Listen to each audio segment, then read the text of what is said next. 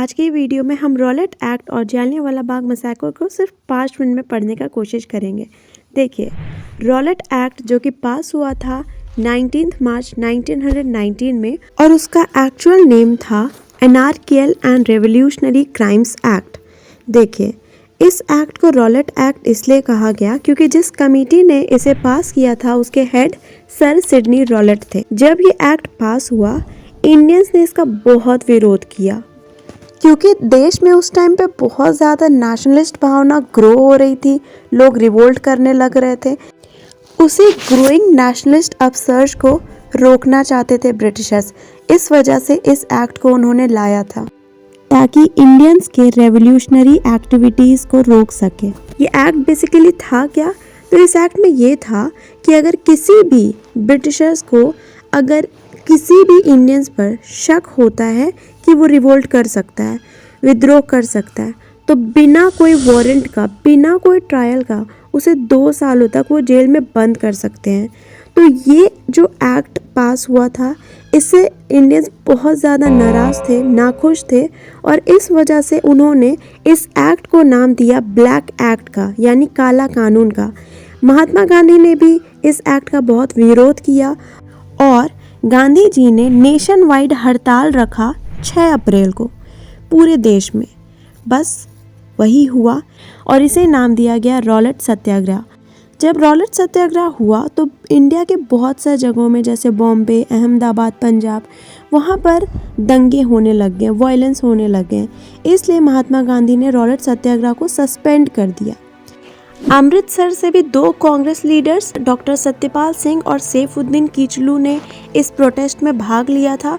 तो बस Rowlatt act के अकॉर्डिंग ही उन दोनों कांग्रेस लीडर्स को ब्रिटिशर्स ने अरेस्ट कर लिया 10 अप्रैल को। बस यहीं पर कहानी शुरू होता है जालियांवाला बाग मैसेकर का। देखिए, जालियांवाला बाग मैसेकर होता है 13 अप्रैल 1919 को, यानी कि इनके अरेस्ट होने के ठीक 3 दिन बाद। अब होता क्या है, देखिए, 13 अप्रैल 1919 को कोइंसिडेंटली बैसाखी भी था। तो जालियांवाला बाग में बहुत से लोग इकट्ठा हुए थे उस दिन। जालियांवाला बाग कहाँ है? पंजाब के अमृतसर में। तो उस बाग में उस दिन बहुत लोग इकट्ठा हुए थे। कुछ लोग इकट्ठा हुए थे क्योंकि वो लोग सत्यपाल सिंह और सैफुद्दीन किचलू के अरेस्ट का प्रोटेस्ट कर रहे थे और कुछ लोग इकट्ठा हुए थे बैसाखी के लिए।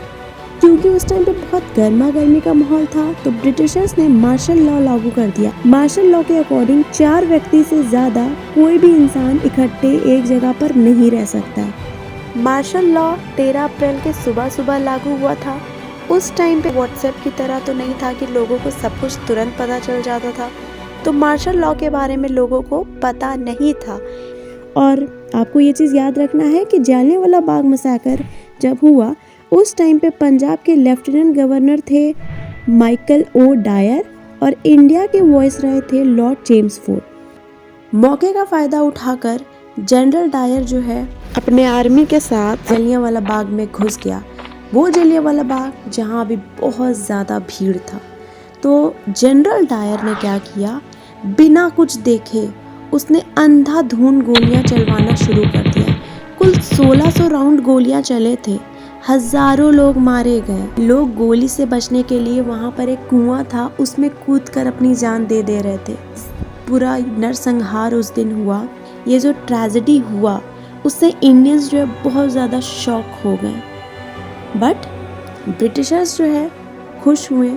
जो ब्रिटेन के लोग हैं, ब्रिटिश जो इंडिया में थे, वो लोग खुश हुए। हालांकि कुछ ब्रिटिशर्स ने भी इसे क्रिटिसाइज़ किया, जैसे विंस्टन चर्चिल। बाद में जाकर के हंटर कमीशन बैठाया जाता है इस मैसेकर को इन्वेस्टिगेट करने के लिए।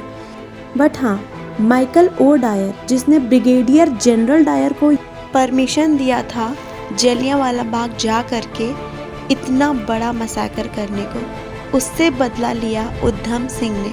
उधम सिंह ने 1940 में लंदन में जाकर के माइकल ओ डायर की हत्या कर दी और इस प्रकार से उन्होंने माइकल ओ डायर से जालियांवाला बाग मैसेकर का बदला लिया। हालांकि ये मैसेकर किया था ब्रिगेडियर जनरल डायर ने। So guys, this was it in this video.